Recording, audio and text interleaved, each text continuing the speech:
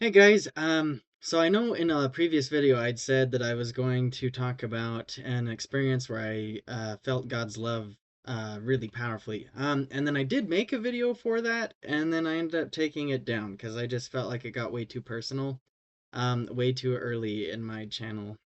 Like for example, like because really at this moment I'm only getting like anywhere from 0 to 3 views per video, unless I happen to make a video on a really amazing subject. Then it gets my highest viewed video as of recording this is 88 views. And I think it was because I filmed a video about responding to something that a bunch of other people were responding to, so it was probably being Googled a lot that day. Um, but I'm not a internet guy, so I don't know if that's the root cause, the cause or not. Anyway, so I am going to share a slightly tastefully edited version of the story today. Um, so basically, and this is still going to be personal, so that's why I'm not reading any scriptures or anything. Um, but basically, starting at the beginning, my parents moved overseas. And I ended up living with a relative back in the States. And my parents had moved to Saudi Arabia to teach school. And I had chosen on my own to stay in the States. I did not want to move. Um, and at the time, that was like just kind of my rebellious decision. But as it would turn out, apparently Saudi Arabia wouldn't have allowed me to stay anyway. So it turned out to be a good deal. However, I was not very nice to the people I was staying with. I was in Utah staying with some relatives. I was not very nice to them, and I was doing things I was not supposed to be doing. We can, we can make another video about me going through my sin journey if that's ever required later. Um, but I like on a quick side note, like I do want to say, if you have sinned, it's that like talk to God about that. And I'll I'll explain how that ties into my journey, but like don't be afraid of God when you've committed sins. Like don't be afraid of God. Be afraid of hiding. Anyway, so I had done some sins. Because I'd done some things. I was I'm definitely not perfect. Nobody is. But I'm definitely not. So I had made some mistakes. So at this time I was 18. I was kind of filling out my mission paperwork. Monson had already kind of been like, "Well, you can go out at 18," and everyone was like, "You should go now." And I was like, "Well, but okay." So I put in my paperworks. I put in my paperwork. I got called to the Charleston, West Virginia mission. I was super excited to go. Went and I go to the MTC. I had made mistakes. So everything I had done leading up to this thing, I had unresolved sins that should have been resolved with a bishop before I went. Um, and I did not resolve them before I left. So I had things that were unresolved before I left. Um, so I get to the MTC, and for like the MTC is an otherworldly experience. The MTC is powerful. You are 7 days, 24/7, working with God and His servants in the MTC, and you're studying the gospel and you're immersed in the gospel. And there's very little like there's definitely goofy stuff going on and people still being because it's a bunch of 20-year-old guys, 18-year-olds now. Um, and yeah, so there is shenanigans going down. But like that was really like not the focus of being there. It truly was focused on the Lord. We even ended up having like some mock investigations, investigator meetings, which could have been actual investigators, possibly. I'm not even sure. It was who if it's not actual investigators, the people they got to do it were amazing. um, anyway, Sorry, let me just adjust my chair. Anyway, so my chair has this thing, you might see it in a lot of videos. My chair has this thing where it just randomly decides we're going down now. Uh, so I have to keep putting it back up because I don't like being down.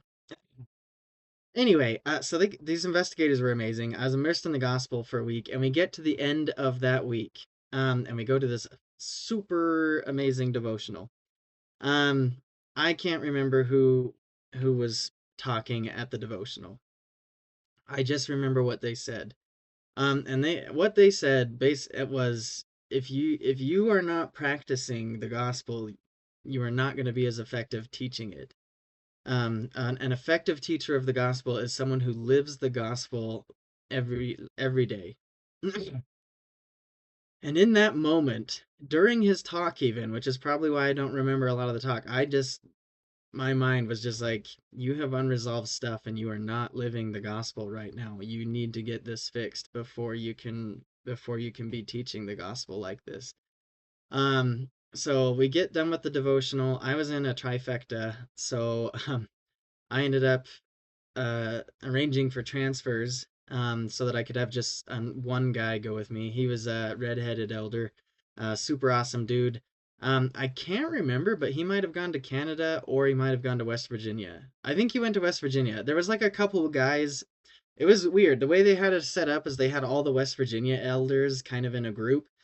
But then we also had these two Winnipeg, Canada guys, which is interesting because my father went on his mission to Winnipeg, Canada. So we had these two Winnipeg, Canada guys, and then like the rest of our Charleston, West Virginia guys. Um, so I go to whoever's in charge at the MTC. I think it's an Area 70. I'm not sure. So if it's not, don't be like, you are wrong in the comments. Anyway, I go in and I remember this was like the hardest. This was like probably the most liberating, but also one of the most crazy hard things I've ever done. And what happened was I just put my temple recommend down on the desk and I slid it over to him and I said, I'm not worthy to be here. So we get into the nitty gritty. I tell him everything. I just completely laid down like total confession there. I just confessed everything I'd ever done. Um, it was really just one thing that had been happening repeatedly, but I there were other things. And so I told him everything. Um and we get done with that meeting and he basically tells me like, look, yeah, you've made some mistakes. Go home and then come back. Like come back later. Uh Spoiler alert, I did not go back. And I should have. So, if any of you are unworthy to serve a mission and you're listening to this being like, this is my get out of jail free card, it's not. You should go on a mission.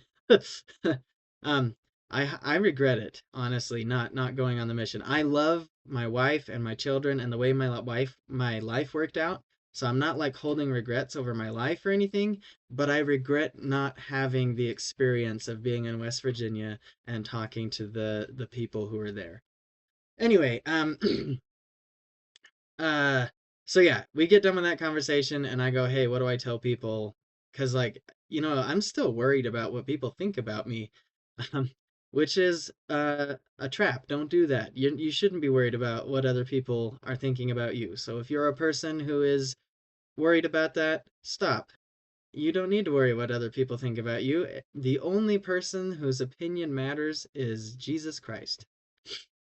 No one else has an opinion about you that actually matters. Um, unless you're going for a job interview, then maybe that does matter. But only temporarily. um, like eternity has your life has nothing on eternity. All the decisions you make, and I'm saying you again, but like I am speaking to you, the listener.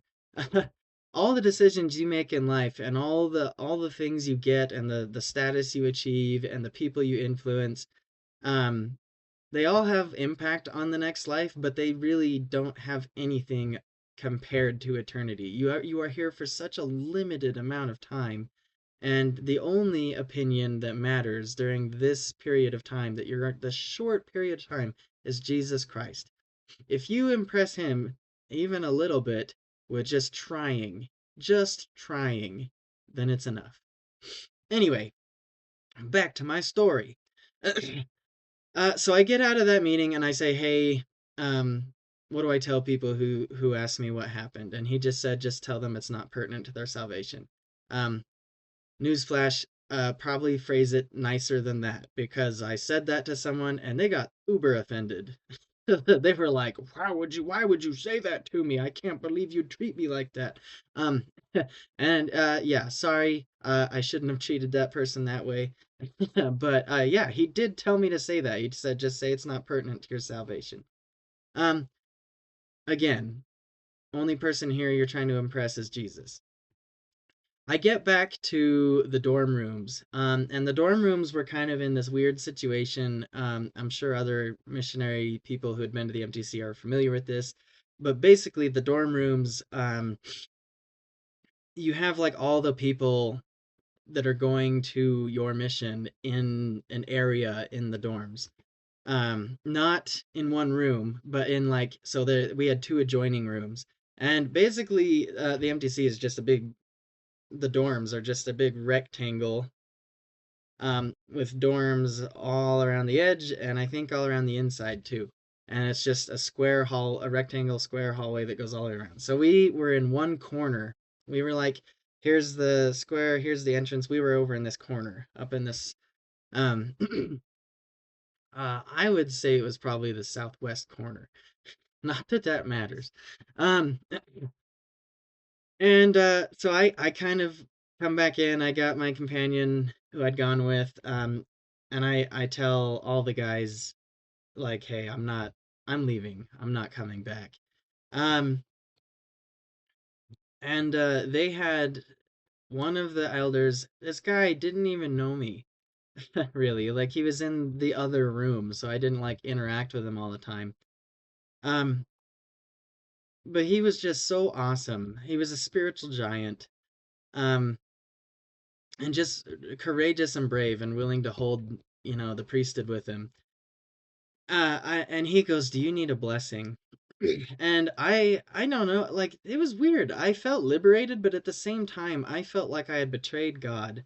I felt like I had let down everybody. And I really was like, despite making this decision, I was still like very nervous about everything. And so I was like, yes, I need a blessing. Um, I don't remember that elder's name. If you ever watch this, which is highly unlikely considering my subscribership right now, but if you do, thank you so much. Um, you made Elder Molinax a very you brought good things to my soul that day that I needed to hear.